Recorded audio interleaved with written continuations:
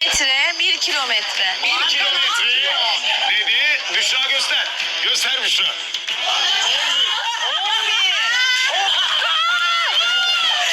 Seni seviyorum. Ha, cevapları görelim. Nisa ne yaptın? 3.7 yuh be. İsa Duru kanguru hala sıçrıyor. Abi ben biliyorum ya. 5 kilometre nefis.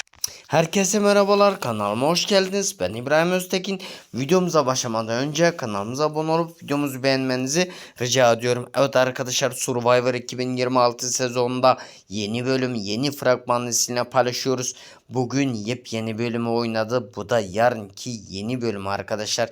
Yarınki yeni bölümde herhangi bir ödül veya dokunulmazlık oyunu değil tabii ki. Bil bakalım diye bir yarışma düzenlenmiş ve o yarışmada bir takım kazanacak. Peki arkadaşlar, bir saniye.